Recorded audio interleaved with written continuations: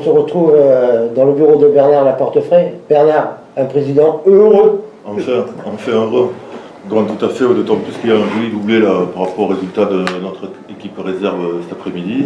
Ils ont gagné 3-2 contre Lormont, donc ça leur assure la montée en CFA2. Donc je dirais que cette année, cet exercice 2015-2016, ça sera un sacré cru pour le POFC, un très bon cru, peut-on dire, puisqu'on a 2 montées consécutives entre la première et l'équipe réserve. Voilà, avec une attente pour la première de retour nationale au bout de 8 ans. Oui, 8 longues années, 8 années difficiles, c'est vrai. On peut dire 8 ans de purgatoire. Oui, on peut le dire. On peut le dire. On aurait aimé monter dans les 3 premières années après la descente. Bon, mais après, c'est compliqué, d'autant plus qu'on a affaire à des clubs qui ont quand même des budgets conséquents. Donc, a priori, beaucoup plus de possibilités de recrutement. Donc, voilà, on était un petit peu le parent pauvre du football. Maintenant, on a pu prouver que sportivement, même avec des moyens plus ou moins limités, on a pu se hisser à cette première place, donc signe de montée en nationale. Je dirais toute montée compliquée, parce que bon, l'année prochaine, le budget, il faut pratiquement le doubler, donc on sait qu'on pourra le doubler. Donc on va essayer de le faire de la meilleure façon possible par rapport à nos relations, pour avoir un recrutement judicieux tel qu'il a été fait cette année. Et surtout garder un bon esprit de groupe, parce que je pense que cette année, ça a été le point culminant. Ouais, en budget, on était à 1,2 million, on va passer, on espère arriver à 1,7 million, mais c'est un pari difficile. Le budget moyen en national, c'est 2 millions. Nous, si on arrive à 1,7 million, ça sera un gros challenge. On ne sait pas si on y arrivera, on va tout faire pour. Maintenant, bon, c'est un petit peu le point d'interrogation. Et en plus, la baie qui monte en CFA2. Et la baie qui monte en CFA2. Gros déplacement également. Ouais, ça qui veut dire que ça va engendrer un peu plus de dépenses, mais bon. On va voir si au niveau de la municipalité, de l'aglo, enfin de tous les gens qui nous soutiennent, s'ils peuvent apporter une main supérieure enfin, financièrement, de façon à pouvoir faire vivre tout ce monde-là.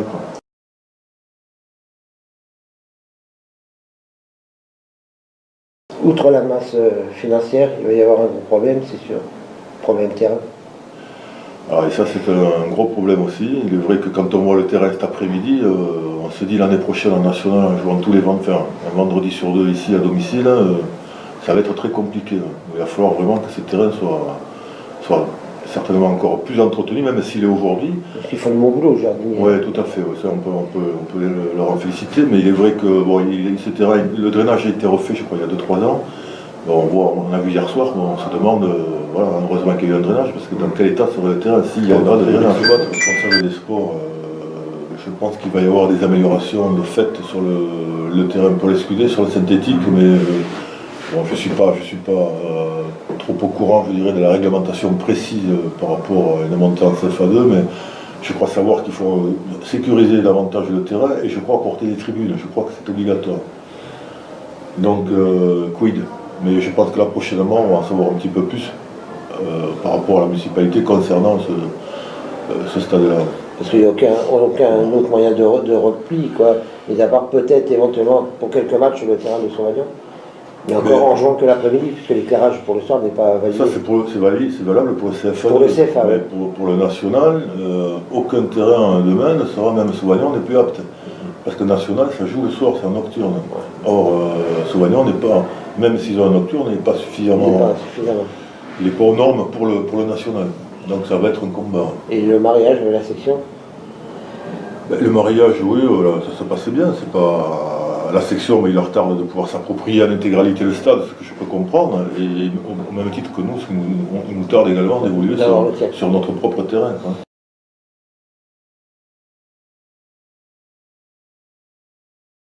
Nous, le plus important, c'est d'avoir un lieu où on puisse se réunir, c'est-à-dire un foyer, un club. Voilà.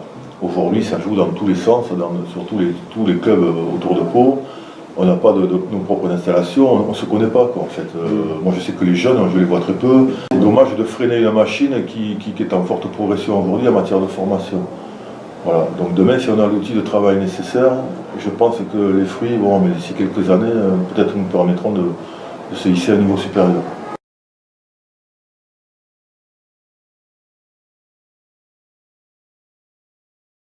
Tu as pu voir que tu avais recruté un directeur sportif qui nous vient de Vitré. Tout à fait. Donc son rôle sera de te soulager? Oui, Teddy Erard, oui, c'est bon, parce que moi je suis toujours en activité, donc on a besoin d'avoir un permanent ici au club qui puisse un petit peu avoir la même mise sur, que ce soit sur le secrétariat, sur l'administratif, sur tout ce qui est sponsoring, communication, et puis surtout pour soulager également David Vigne dans ce qui est toute démarche par rapport aux joueurs.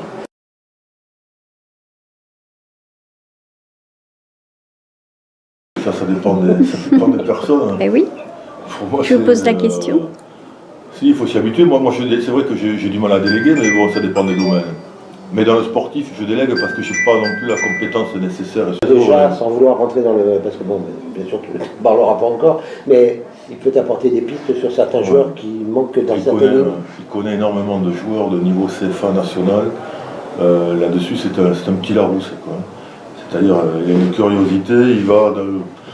Dès qu'il a 5 minutes de disponible, il va voir un match, où que ce soit, il est à fond dans le football. Donc il suit des joueurs depuis des années, il a des fiches sur des joueurs, on fera avec les moyens qui nous seront donnés. Voilà. Au niveau des coachs, il n'y a pas de problème. On repart avec David et Jackie pour les gardiens. Exactement.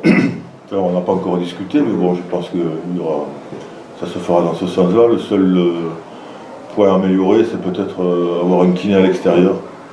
Puisque cette année, le kiné, en CFA, on ne faisait pas suivre de kiné à l'extérieur, mais c'est vrai qu'en national, pour les strappings et tout, alors je pense qu'on va voir si on peut trouver un stagiaire afin qu'il puisse nous suivre lors de nos déplacements, parce que les déplacements cette année, il va falloir partir le jeudi pour rentrer dans la nuit du vendredi au samedi, puisqu'on va jouer le vendredi soir.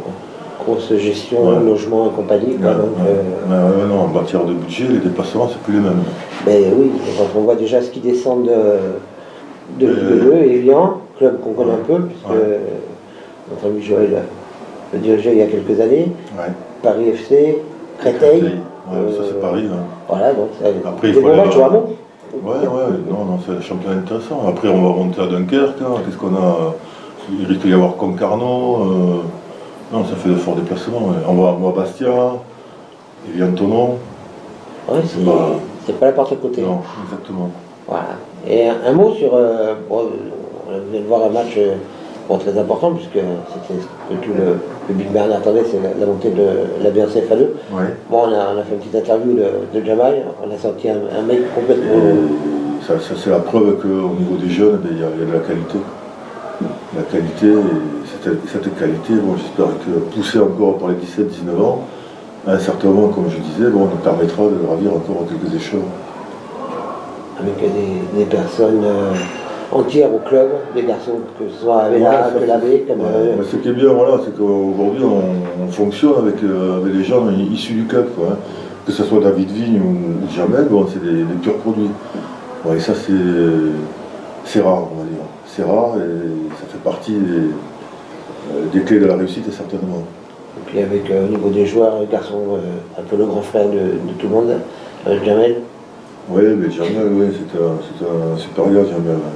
Mais ça a été, je dirais, cette année, si nous on a réussi, c'est surtout grâce, je dirais, à l'ambiance menée par ce groupe et je dirais à la qualité des relations humaines. Vraiment, il n'y a rien à dire sur leur comportement. C'était vraiment, on aurait dit une équipe de 15 frères qui se baladaient en déplacement, toujours, ils n'ont rien lâché. Vraiment, c'est un super état d'esprit. C'est beau à voir. Voilà, donc on se dirige vers la fin de saison. Petit déplacement à Toulon, et puis après la fête contre Bayonne. Toulon, de toute façon, ça s'était pas très bien passé ici au match aller. Je sais qu'ils ont perdu hier soir 3-0, donc je crois qu'ils ne sont pas mathématiquement sauvés encore.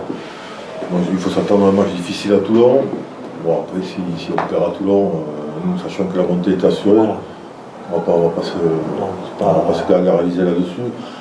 Ce qu'on souhaiterait, c'est finir, avoir le titre de champion de France.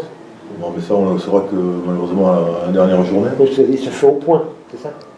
Ça se fait au point, c'est par rapport aux rencontres avec les 5 premiers du classement. Donc il faut attendre le dernier match. Aujourd'hui, on est en position favorable, mais je ne sais pas si Concarneau peut nous passer devant, donc il faut voir.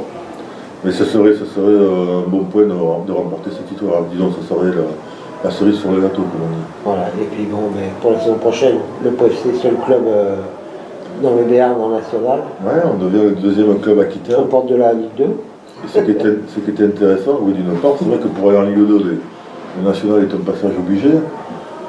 Je discutais tout à l'heure avec le petit Lian La Passe-Palette là, qui rentre de Sedan. Donc il me disait, bon, a priori, le national,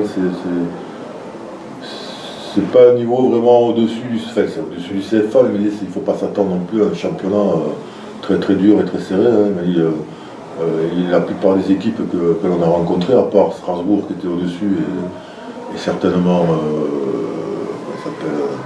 l'équipe d'Amiens, après ils disaient les autres, ce sont des équipes joueuses, et c'est vrai que ça peut faire de belles rencontres ici à domicile. Après je dirais là l'important c'est d'avoir une équipe réserve qui soit en CFA2 parce que l'écart est minimisé, ça permet d'avoir une équivalence au niveau des joueurs. Et ça c'est important. Donc c'est une bonne chose. Voilà. Donc des nuits un peu courtes en perspective pour le président à la Portefrais. Il va falloir réfléchir. Non, mais c'est pour ça c'est bien qu'il ait été dit rare. Donc bon lui par contre c'est son job, hein, donc du matin au soir il va creuser les pistes. Quoi. Bon, après il me propose, moi si ça rentre dans un cadre de budget, si la mentalité est bonne, il n'y a pas de souci. Mais le gros du boulot là maintenant ça va y incomber. Allez, un dernier mot et on te laisse. Un mot sur l'Euro 2016.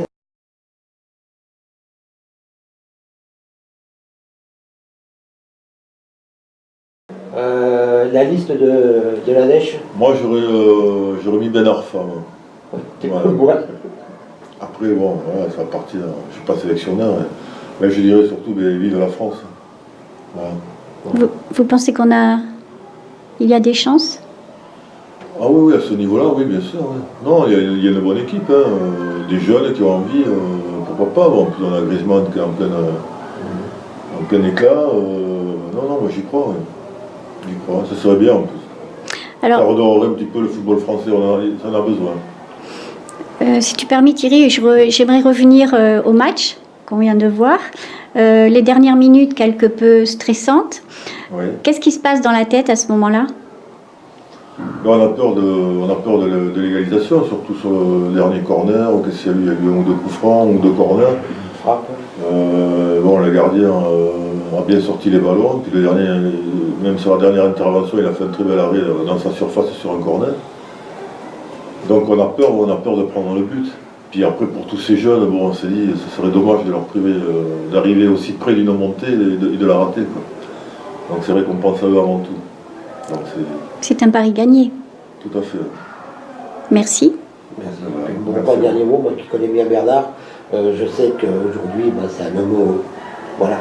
Oui, ça fait partie des bons moments, mais ils sont rares. Voilà. Mais celui-là, on va le savourer. On va le savourer. Ouais, et, exactement. Voilà, et on va déjà avoir la tête vers la saison prochaine. Ouais, ça y est, on y est déjà. Ça y est.